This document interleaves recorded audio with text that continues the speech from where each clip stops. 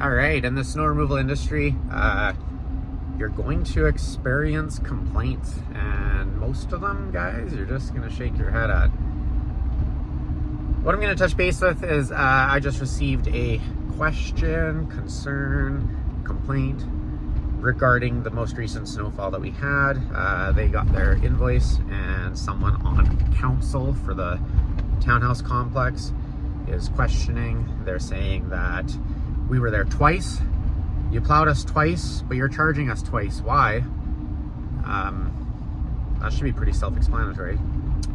He's then saying that you salted after each plow and then you came back the next day and salted. Why?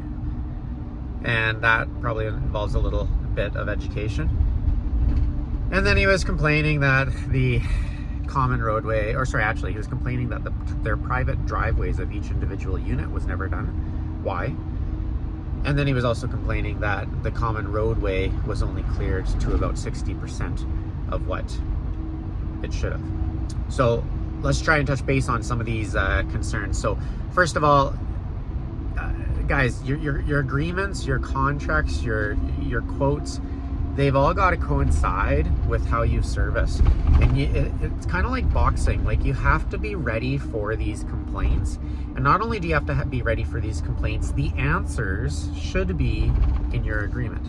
So for us, we have a 2-inch trigger, which means we will send the trucks out at 2 inches, or if it's a heavier snowfall, we'll wait. For those that aren't local, the snowfall that we had was 1.5 feet nonstop in about 12 hours. So this complex got plowed at noon.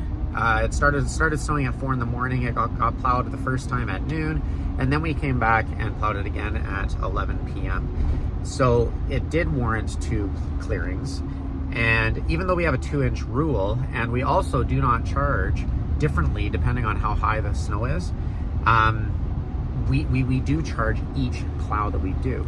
So in the contract, it clearly says that it is a plowing charge of X amount of dollars per time. So I will be just referring to my contract in this regards. Now, talking about the salting, for us, and common snow removal practice should be that you will do a salting after each plow.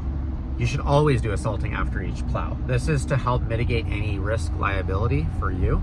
But we do a post-plow salting is what we call it.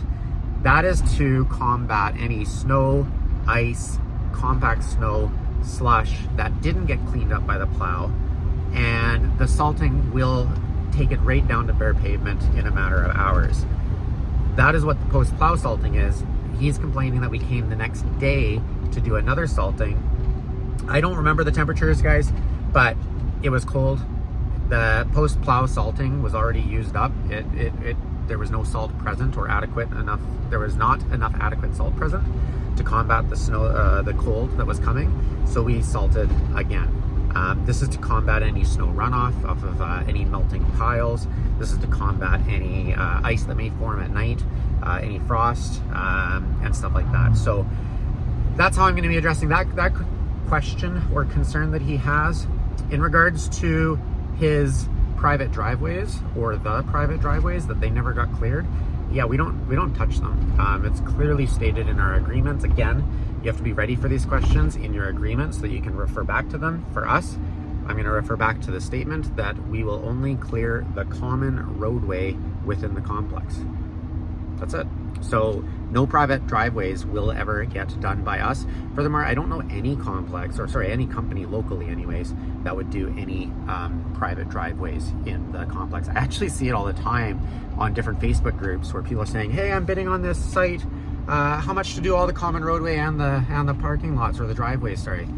And I just shake my head. It would be an easy pass.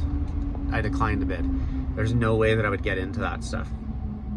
60%. He says that we cleared 60% of the snow, or the common roadway.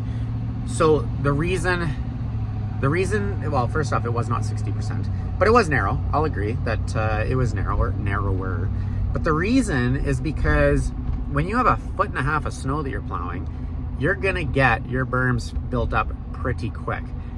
Furthermore, All the people that are shoveling their driveways always create piles at the end of their driveways on the common roadway. So if we came along and we plowed curb to curb, guess what's going to happen to those piles? They're going to get pushed right into their driveways that they just cleared. And what are we going to get? Nothing but complaints, and rightfully so. That's kind of a dick move. So because the piles are on the common roadway, we will no longer plow the full width of the common roadway. It is common sense. That is just what gets done. I'm not upset that he's got questions. That's fine. Not really a big deal. It's not that he doesn't have a valid concern, because I think, guys, you guys have to be open to questions from your clients. No different that I see some of you guys questioning what I'm saying, and you're calling, there's a couple of people that have said, I'm full of it, it's just a bunch of BS. That's not true. That's not accurate. It's like, I'm telling the truth. There's no reason for anyone to say to these people and get mad at them. All you have to do is just try and answer them as best they can. If they don't want to believe you, there's nothing really you can do. So are these valid concerns? Sure, in his eyes it's valid concerns. So we're gonna refer a lot of our contract so that we can show how we're not manipulating anything. It's all worded and verbiage in our contract, and we're gonna answer every single one of his questions, and we're gonna thank him for his concerns. That's it. And then we're gonna leave it. And that's that. So when dealing with complaints, guys, you have to make sure that you have it all written down. All these complaints that you think you're gonna have to have it written down ahead of time in your agreements and contracts, so that you can, you can answer it quoting your agreement. Thanks for watching, guys. Make sure you like and subscribe.